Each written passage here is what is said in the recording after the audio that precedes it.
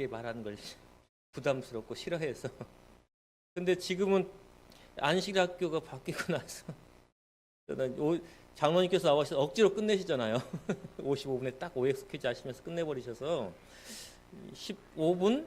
제가 지금 17분이잖아요. 어떨 땐 15분에 시작해요. 그래서 제가 설교를 길게 해야 되나 하는 부담감이 있습니다. 근데 제가 그렇게 못합니다. 제 능력이 안 돼가지고 저는 하여튼 제가 하는 만큼만 하고 끝냅니다. 그래서 나중에 식사 준비하실 텐데 식사 준비를 빨리 하실 수도 있어요.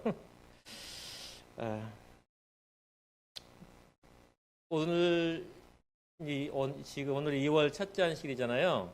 딱 만 24개월, 그러니까 딱 23개월이 지나고 딱 24개월 접어드는 때입니다. 제가 온 지.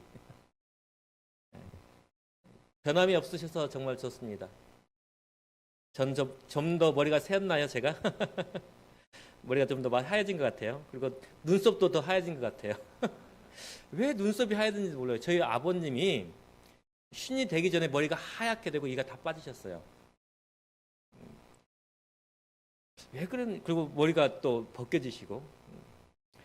머리는 좀 제가 아예 하얗게 됐으면 좋겠어요. 저희 아버님 머리가 좀 백발해서 좀 부러운 점이 있었거든요. 근데 지금 뭐 일끗일끗 해가지고 엉성하게 키고 눈도 엉성하게 휘어가지고 참 어중간합니다. 집사님들, 장로님들, 그리고 선생님들 올해도 여전하시기를 간절히 바랍니다. 지난 시간에 우리가 1844년 10월 22일까지 재림운동까지 살펴보았습니다. 그리고 재림운동에서 재림운동이 일어나고 신앙이 부흥함으로 말미암아 이 세상이 그것을 대적하기 위해서 일어난 여러 사건들, 공산주의, 그다음에 진화론, 그다음에 그런 사회적인 산업혁명, 그런 여러 가지 사건을 살펴보았습니다. 무엇보다 실망스러웠던 건 1844년 10월 22일에 있을 거라고 했던 예수님의 재림이 없었던 것입니다. 10장 10절에는 이렇게 말합니다. 내가 천사의 손에서 작은 책을 갖다 먹어버리니 내 입에는 꿀같이 달아 먹은 후에 내 배에선 쓰게 되더라. 이 말씀이 바로 1844년 10월 22일에 있었던 대실망. 그때까지는 신앙이 활발하고 하나님께 헌신한 마음이 뜨거웠어요. 그런데 예수님께서 오시지 않고 나서는 많은 사람들이 재림신앙을 떠나고 신앙을 저버렸습니다. 심지어 예수를 믿는 믿음까지 저버린 사람들이 많았습니다. 왜요? 예수님께서 곧 오실 텐데 그것을 위해서 우리가 준비하자라고 하는 시기가 정해졌으니까 그것을 준비하는 마음이 컸잖아요. 근데 이제 그것이 큰 실망으로 오니까 이제는 부끄러운 거예요. 자기의 믿음이, 자기의 생활이. 그래서 어떻게 해요? 이전의 생활로 돌아가고 더 타락한 모습까지 보이게 되는 것입니다. 그때에 몇몇의 사람들이 이 대실망을 넘어서 성소기별, 즉 구약의 성전, 그들이 가졌던 믿음의 신앙의 기초가 무엇이냐면 이 성소가 정결케 되리라고 하는 그 성경절이었거든요. 그 성경절을 붙들고 다시 연구하기 시작해서 성소기별을 받아들이게 됩니다. 예는 정확했으나 그날에 있었던 사건을 재조명하게 되었어요. 다시 연구하게 되었습니다. 그래서 2300주야, 다니엘서에 있는 2300주야의 끝에 성소가 정결하게 되리라고 하는 그 시간은 맞는데 성소의 정결이라고 하는 그 사건이 과연 무엇인가에 집중하게 되었고, 결론적으로 이 성소가 이 지구가 아닌 하늘에 있는, 그리고 이 땅에서 지어진 성소는 하늘의 모형을, 하늘의 모습을 본떠서 만든 모형이라고 하는 것과 그 사건, 그 당시 일어난 사건은 바로 예수님께서 성소에서 지성소로 들어간 사건이라고 하는 것을 깨닫게 된 것입니다. 그것을 이제 하이람 에디슨이라고 하는 사람이 10월 22일 실망을 겪고 23일 성경 연구 모임을 가는 데에 옥수수 밭에서 그런 깨달음을 얻습니다. 대제사장이신 예수께서 성소의 첫 번째 칸에서 두 번째 칸인 지성소로 들어가는 것이다 라고 하는 깨달음을 얻게 되는 것이죠. 그 후로 이제 구약의 대속죄일에 있었던 조사 심판이 시작되었다라고 하는 이해로 넘어가게 됩니다. 대속죄일에는 대제사장이 모든 백성의 죄를 지고 지성소로 들어갑니다. 지성소에서 하나님께 법궤에 피를 뿌리는데 그 예식 전에 모든 백성들이 자기 죄를 다 자복해야 했어요. 만약에 백성들 중에 죄를 자복하지 않고 여전히 죄 가운데 있는 백성이 있으면 그 대제사장이 침을 받아 죽게 됩니다. 그래서 이 제사장이 죽었는지 살았는지 알기 위해서 이 옷 단에다가 뭐 방울까지 달아서 이거 발에 끈도 묶습니다. 죽으면 끌어내야 되니까 이렇게 당겨서 그런 뭐 여러 가지 일화가 있습니다. 하지만 그때의 조사 심판이라고 하는 것은 이스라엘 백성들, 하나님의 백성들 가운데 죄를 여전히 가지고 있는 자가 있는지를 조사하는 거예요. 그것이 1844년 10월 22일부터 시작되었고 그 이후의 기간은 은혜의 기간이라고 하는 것입니다.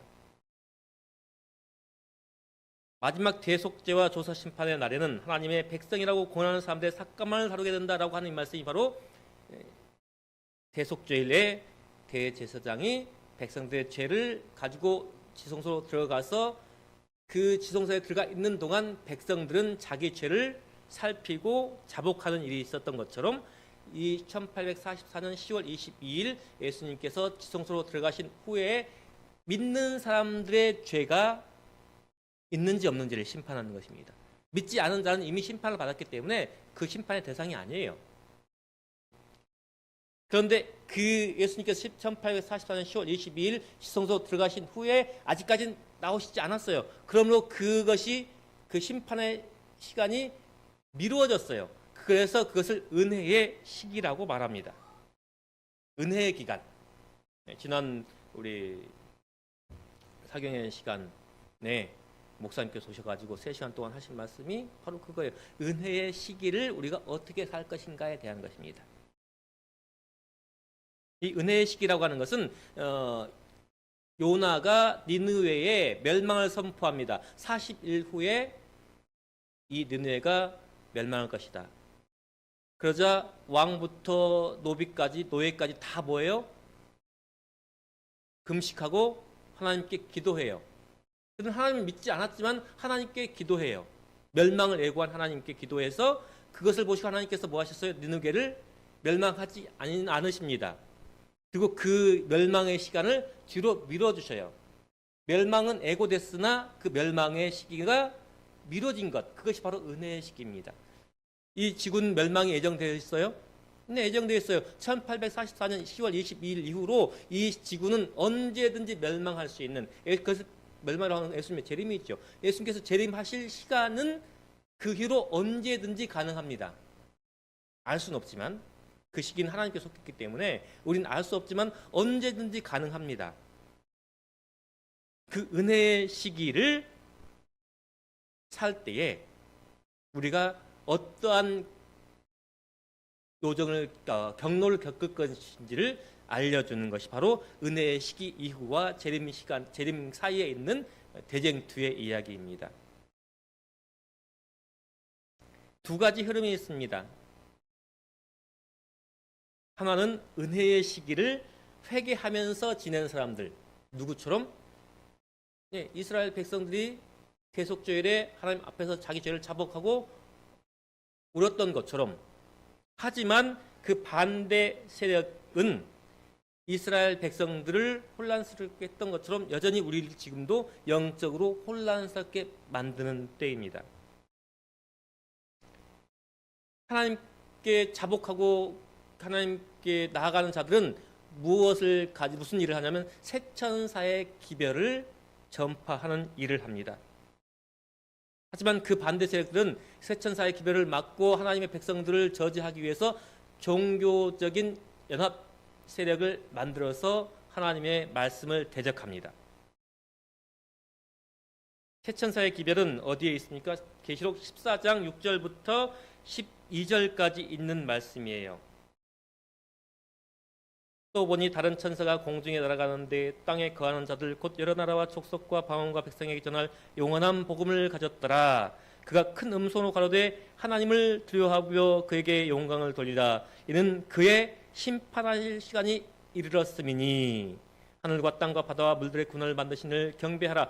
무슨 시간이 이르렀다고요? 심판의 시간이 이르렀다고요. 둘째 천사는 말하되 무너졌도다 무너졌도다 큰 성 바벨론이여 그 음료로 인하여 진노의 포도주로 먹이던 자로다 라고 선포합니다.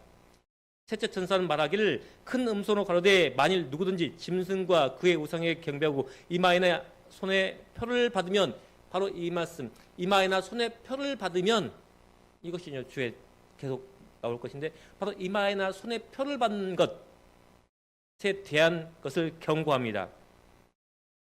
그도 하나님의 진노의 포도주를 마시리니 그 진노의 잔에 섞인 것이 없이 부은 포도주라. 거룩한 천사들 앞과 어린 양 앞에서 불과 유황으로 고난을 받으리니 그 고난의 연기가 세세토록 올라가리로다. 짐승과 그의 우상에 경배하고 그 이름의 표를 받는 자는 누구든지 밤낮 쉼을 얻지 못하겠다라고 선포하고 있습니다. 그때에 이 마지막 때에 새 천사의 기별을 전파하고 그 새 천사의 기별을 막기 위해서 종교와 정치가 연합해서 하나님의 백성들을 하나님의 율법을 대적할 때에 하나님께서 우리에게 늦은 비 성령을 허락하신다고 말씀하십니다.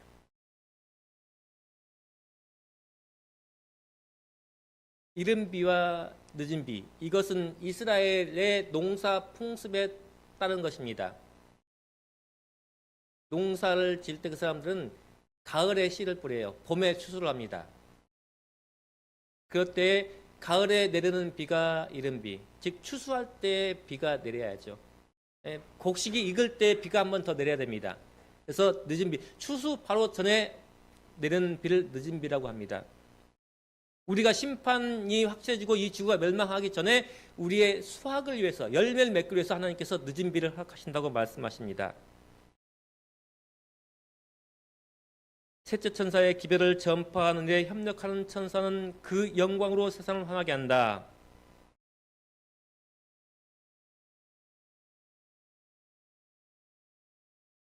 대쟁투에 있는 말씀입니다.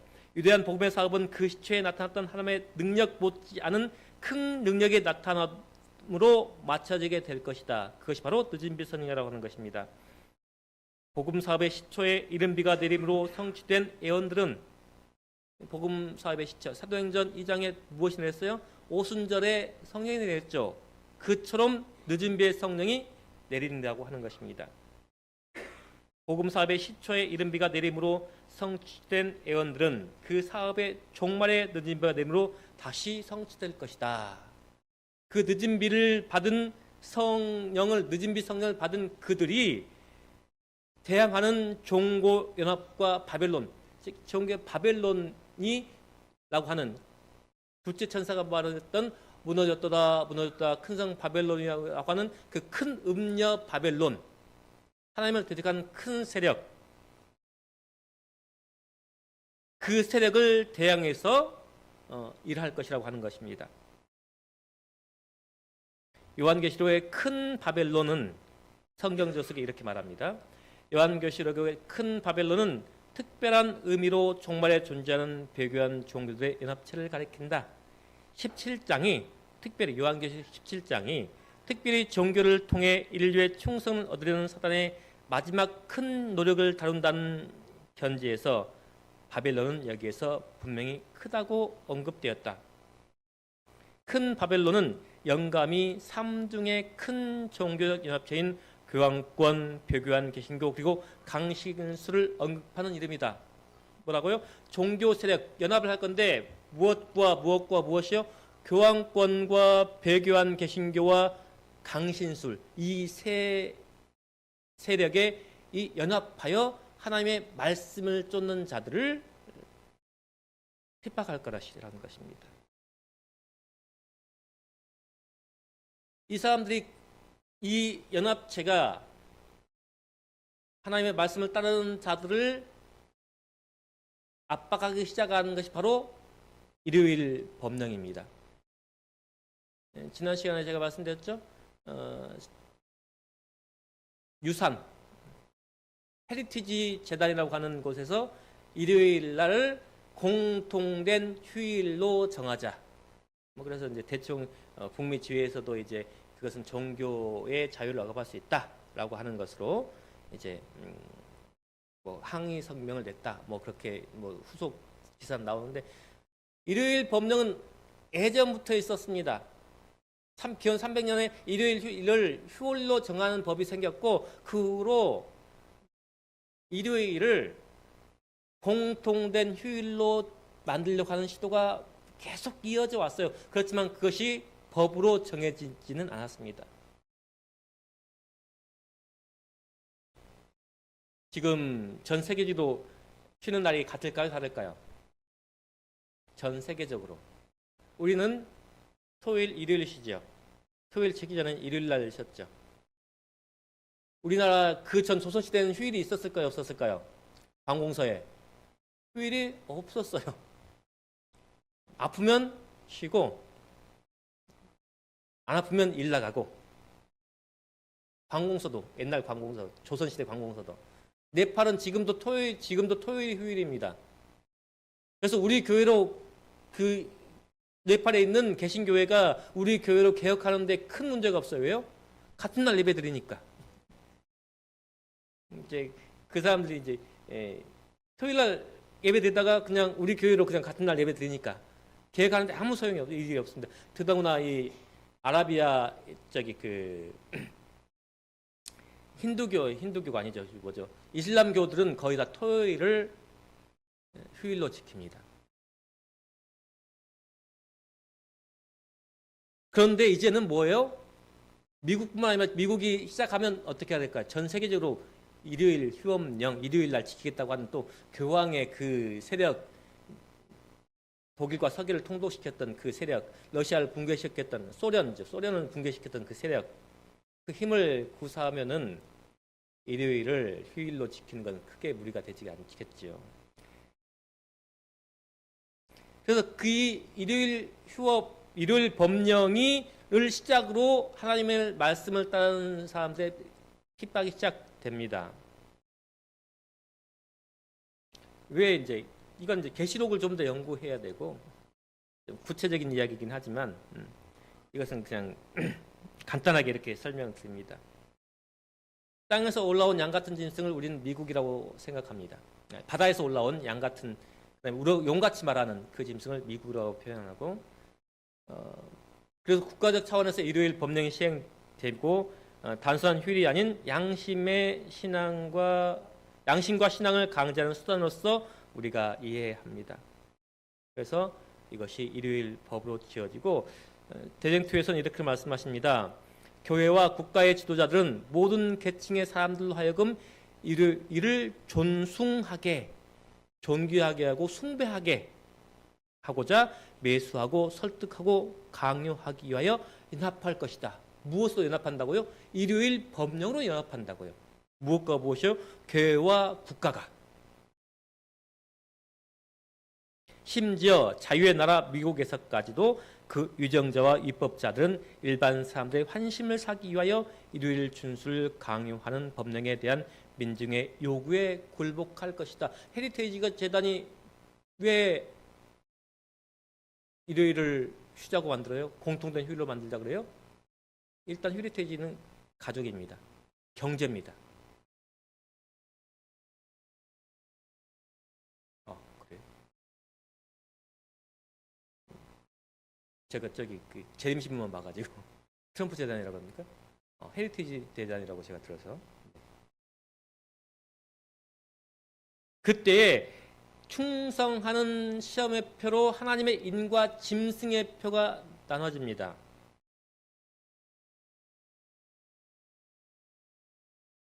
하나님은 이는 계시록 7장 1절부터 3절에 있는 말씀인데요.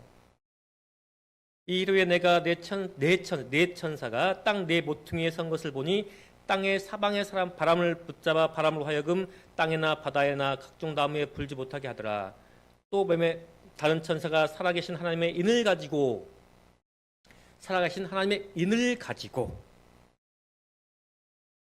짐승의 표는 계속 13장에 나옵니다.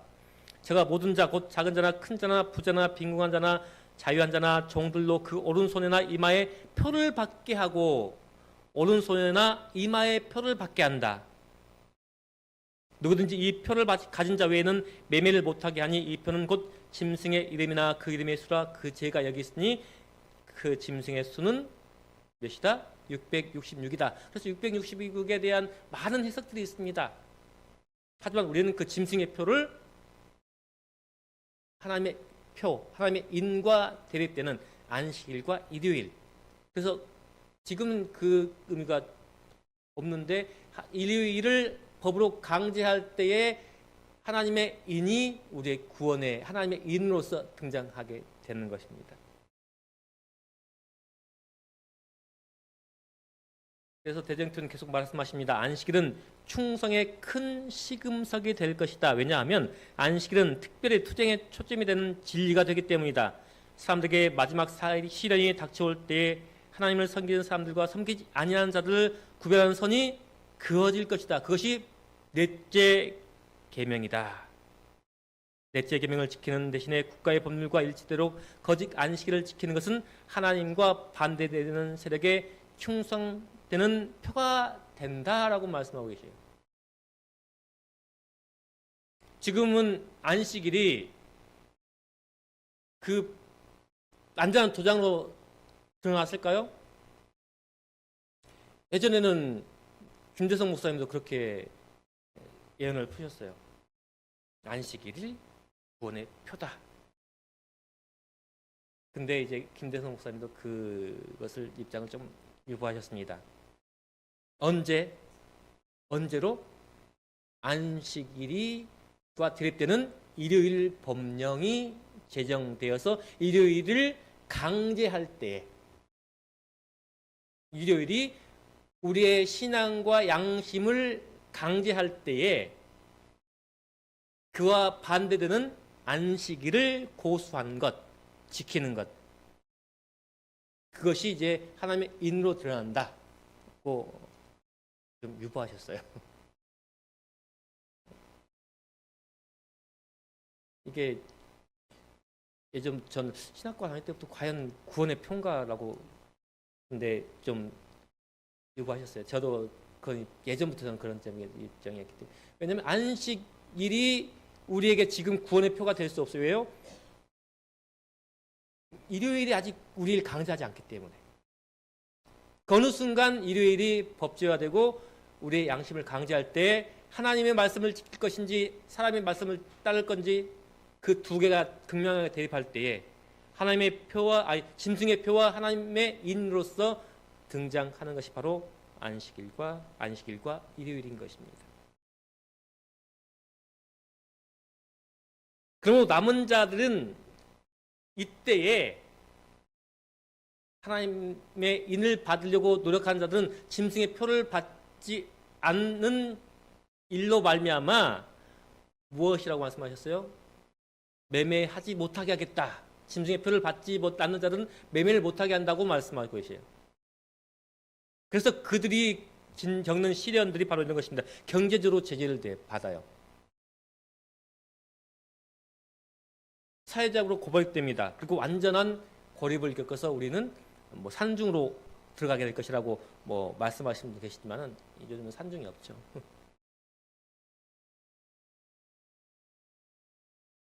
경제적으로 제재를 당할 것입니다. 지난번 우리가 팬데믹 당할 때 뭐 했어요? 증 없으면 어디 들어가지도 못하죠. 요즘은 이제 카드 막아버리면 현금 안 쓰기 때문에 현금은 다 어디 들어가 있어요? 은행에 들어가 있잖아요. 그 현금 찾으려면 카드 써야 되는데 ATM에 가서 이렇게 넣어야 되는데 그 ATM 카드가 뭐예요? 카드와 통장이 이제 동결돼 버리면은 그런 것들이 이제 시스템상으로 다 구축돼 가고 있습니다. 돼 갔습니다 이미.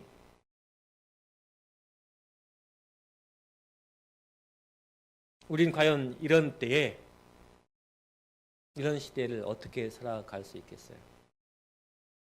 쿠팡이 몇십만, 몇백만 정보 다 나갔다고 지금 저는 20년 인터넷 쓸 때부터 제 주민등록증 거기다 가입하려면 번호 넣어야 되잖아요.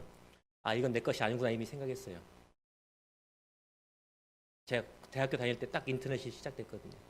이거 주면 그들이 아무리 잘 관리를 잘 해도 해커는 그보다 더 뛰어난, 막으면 또 다른 방법, 또 막으면 다 해킹, 중국에 다 가 있어요. 제 정보는 다 이미. 그것이 들어가지 않을 뿐이지. 그걸 가지고 그런 시대에 이제는 뭐예요? 우리 AI 쓰잖아요. 이제 AI. 우리 이유미 집사님은 자기 정보가 다 들어가기 때문에 AI를 못 쓰시겠대요. 이미 다 들어가 있어요, 집사님.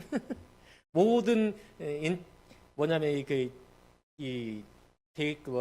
핸드폰에 모든 자기 사용 내역이 다 저장돼요. 그러니까 유튜브 보면 맨날 뭐라 그러죠? 뭐라 그래요? 똑같은 것 뜨는 것. 알고리즘. 그래서 자기가 하는 것들 다 나오잖아요. 기록되잖아요. 그런 시대에 내 모든 사생활과 모든 정보가 이미 다 공개되었고 누군가는 다 가지고 있는 상황에서 그것을 수집하기는 쉬운 거예요. 그런 상황에서, 그런 시대에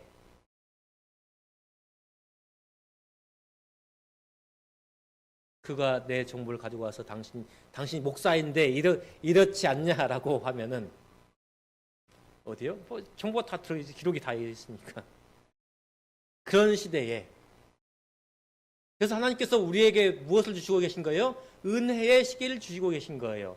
내가 심판을 받고 있는데 이 심판의 시기에 내가 어떻게 살아야 하느냐? 여전히 너는 너의 죄를 안고 있느냐? 아니면 그 죄를 예수 그리스도께 넘겼느냐? 하지만 그 시기도 어떻게 된다고요? 끝날 거라고요. 언제 끝날까요? 계시록 22장 11절에 이렇게 말씀하십니다. 불의를 행하는 자는 그대로 불의를 행하고 거룩한 자는 그대로 거룩하게 하라. 예수님께서 더 이상 더 오래 중보하고 계셔도 바뀔 사람이 있다고요? 없다고요? 더 이상 바뀌는 사람이 없을 거라고요. 그때 예수님께서 지성소를 나오시겠다고요. 더 이상 바뀔 사람이 없기 때문에, 더 이상 구원을 받을 가능성이 있는 사람이 없을 그때 예수님께서 나오시겠다고요. 마지막 시험이 이미 세상에 주어졌고 하나님의 계명에 충성한 것이 입증된 사람들은 모두 살아계신 하나님의 인을 받았다. 모두 받았대요. 더 이상 하나님의 인을 받을 사람이 없대요. 그때 예수님께서는 하늘 성소에서 당신의 중보 사업을 그치신다. 그분께서는 손을 들어 큰 음성으로 되었다고 말씀하신다.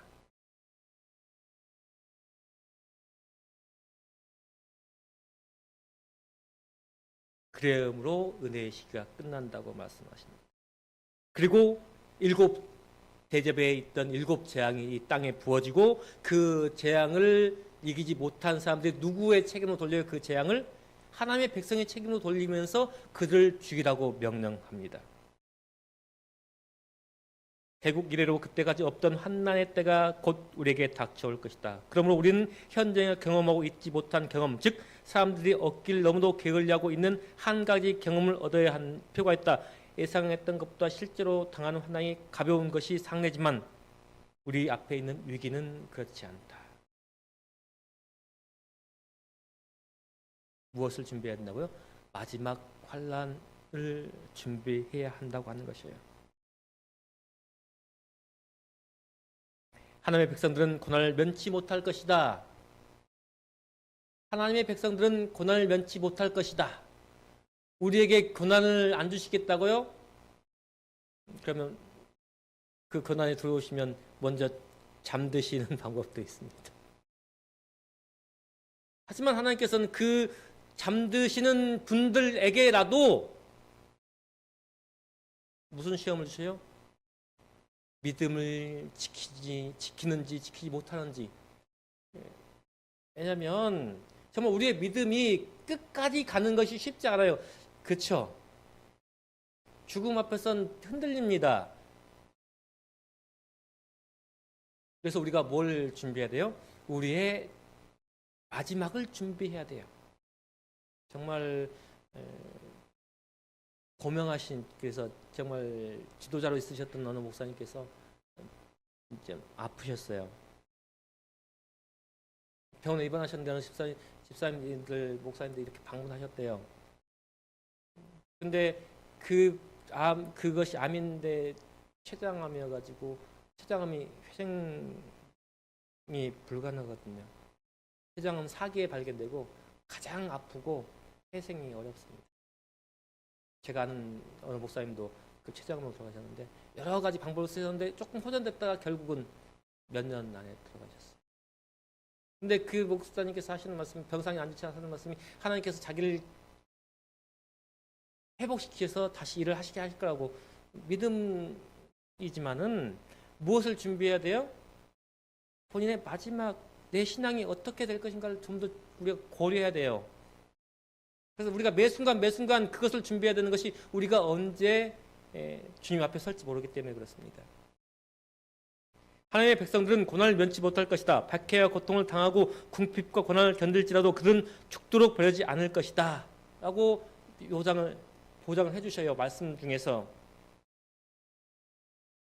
그것을 우리가 붙들기 위해서는 우리가 먼저 뭐 해야 돼요?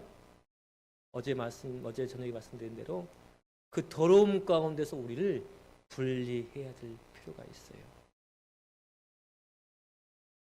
그래서 우리가 마지막에 받을 환난이 바로 야곱의 환난이라고 하는 것입니다.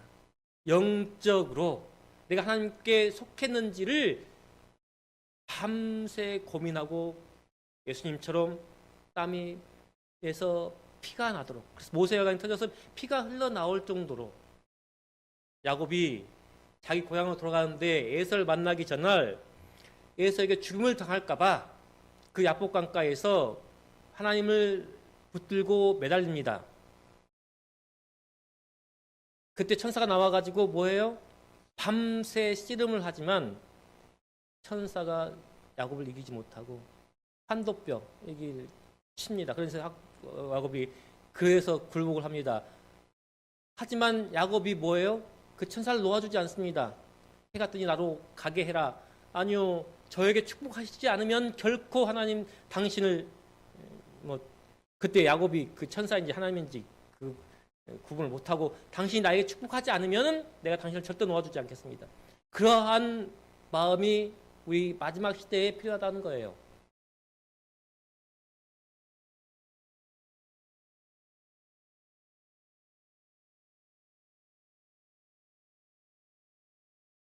여호와의 눈은 당신의 백성을 주목하시며 그분의 귀는 그들의 부르짖음을 듣고 계신다.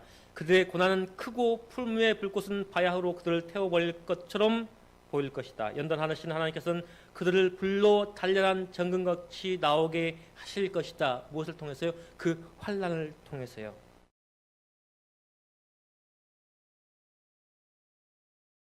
그리고 마지막으로 어떠한 모습을 우리가 보게 될 거라고요? 우리 예수님께서 재림하시는 모습을 보게 될 것이라고요.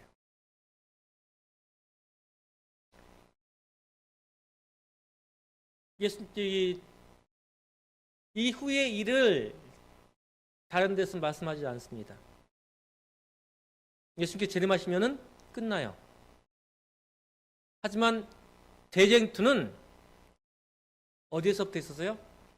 하늘에서부터 있었어요. 누가? 사단이 하나님을 배신한 그때부터 있었기 때문에 이 지구의 역사는 창조와 예수님의 재림으로 지구 역사는 끝나지만 죄악의 역사는 아직 끝나지 않아요. 죄악의 역사는 누가 시작해서? 사단이 시작해서 사단이 죽음으로 끝나는 것이 죄의 역사입니다. 그리고 대쟁투의 역사는 하늘에서 시작되어서 다시 어디서 끝나야 돼요? 하늘에서 끝나야 돼요. 죄의 시작인 사단의 끝으로 이 대회가 끝나는 것입니다. 대망의 우리가 정말 크게 소망하는 예수님의 재림으로 우리 인류는 구원을 받고 우리 인류 역사는 끝납니다. 하지만 다음 시간에 이어서 제가 살펴볼 것이 하나가 있는데 바로 그 지구의 역사 끝난 후의 역사. 그래서 이제 이게 1000년간 예수님께서 재림하시기 전에 1000년이 있냐, 예수님께서 재림하신 후에 1000년이 있냐, 그 다음에 죽은 사람은 과연 어떻게 될 것인가. 그것이 바로 이 지구의 끝의 후의 이야기입니다. 말씀을 마치면서 제정치 총서의 대종투에서 있는 말씀을 읽어드리도록 하겠습니다. 하늘에서 하나님의 음성이 들리고 예수님께서 재림하실 날짜와 시간이 선포되고 하나님의 백성들에게 영원한 언약이 주어진다. 가장 큰 뇌성처럼 하나님의 음성은 온 땅에 들린다. 하나님의 백성들은 서서 그들의 눈을 위를 향하여 주목하고 귀를 기울인다. 그들의 얼굴은 하나님의 영광으로 환해지고 마치 모세가 시내 산에서 내려온 때와 같이 빛난다. 안식일을 거룩히 지킴으로 하나님을 존경해온 사람들에게 축복이 선고될 때 큰 승리의 함성이 일어난다. 그 큰 승리의 함성에 우리의 목소리가, 저의 목소리가, 우리 집사님, 장로님, 우리 성도님들의 목소리가 한 번 더 그 함성을 크게 만드는 그런 목소리 되시길 간절히 바라며 오늘 말씀 마치도록 하겠습니다.